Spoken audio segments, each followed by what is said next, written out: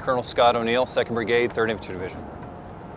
Yeah, so today what you're witnessing is a download of 2nd Brigade, 3rd Infantry Division, coming from the U.S. East Coast to the port of Bremerhaven here in Germany. And as part of that, what we're doing is really getting our equipment staged for armored movement through Germany and into Poland.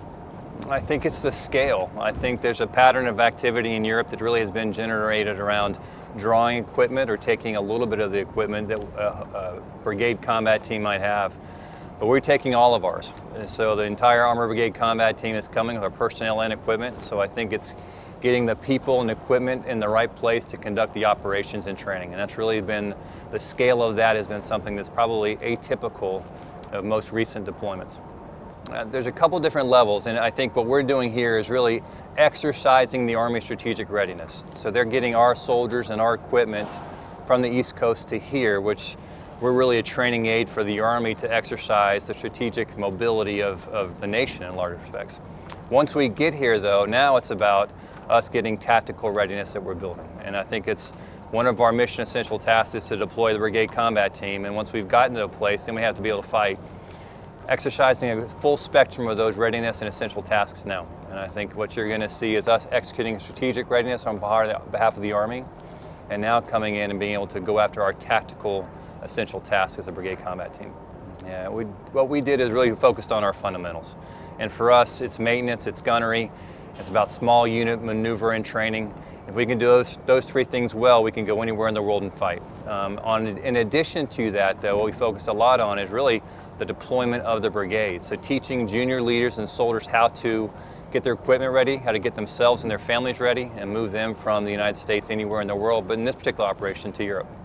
Well, it's Defender 20, which is really the United States sort of signature exercise as part of our NATO alliance with our allies. And because of that, part of the NATO exercise, interoperability is a core training objective for us. And ultimately, we're going to be operating with the United Kingdom, Great Britain, Poland, so all three countries and more operating with us at the small unit level. So how do small units maneuver and fight together?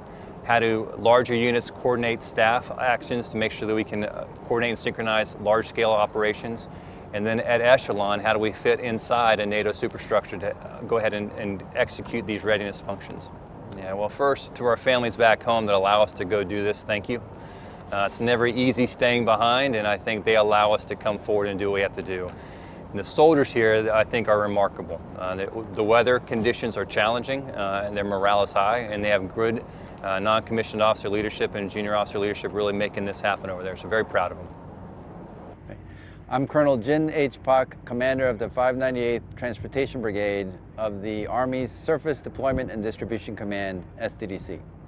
So today at the port of Bremerhaven, we're conducting the discharge of the first of 3 vessels carrying cargo of the 2nd Brigade, 3rd Infantry Division that's deploying here for Defender 20. This is especially significant because this is the first vessel of all the vessels coming in for Defender, the first piece of combat power being discharged by sea. So what's going on here in terms of delivering combat power through the seaports and through strategic sea lift plays a big role when it comes to the exercise goals for Defender. One of the primary goals for Defender is to demonstrate the U.S. military's ability to deploy a large and credible combat-capable force here in Europe in support of collective defense and collective security. Our ability to operate at multiple ports for this exercise clearly supports that intent. For Defender, we're going to operate in 9 different seaports and in 7 different countries to support the deployment and redeployment of over 20,000 pieces of cargo in support of the largest movement of U.S. forces here in this theater in 25 years. The scale is much larger than the previous Atlantic Resolve rotations because of the number of cargo, the square foot volume of cargo, and the number of units participating in this exercise.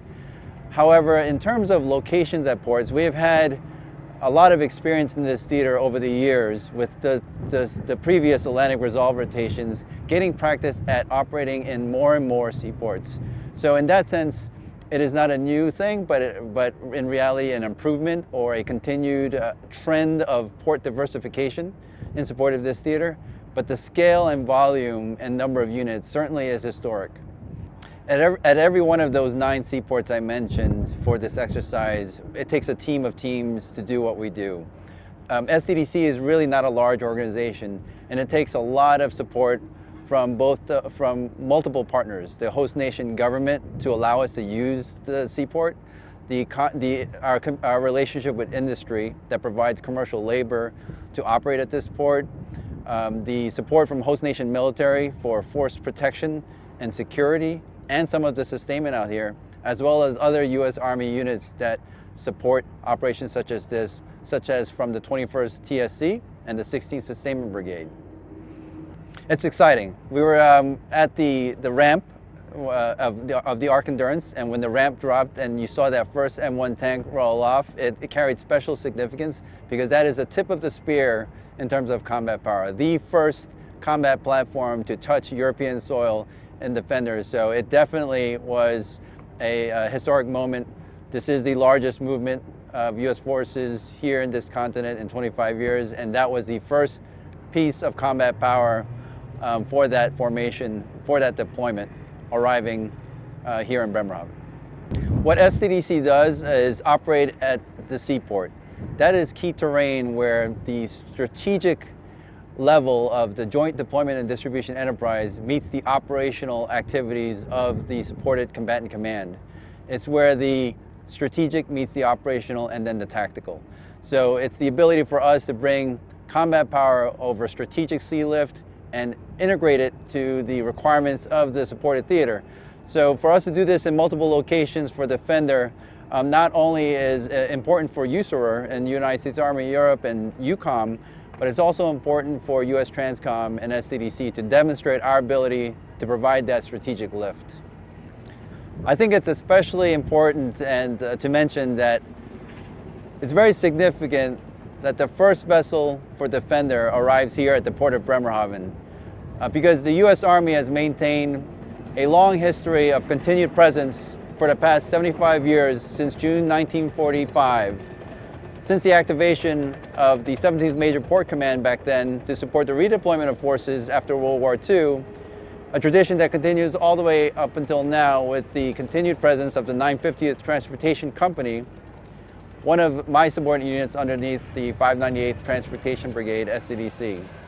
So we think it's very appropriate and historic that the first vessel for Defender arrives here at the port where we've had the longest continuous presence.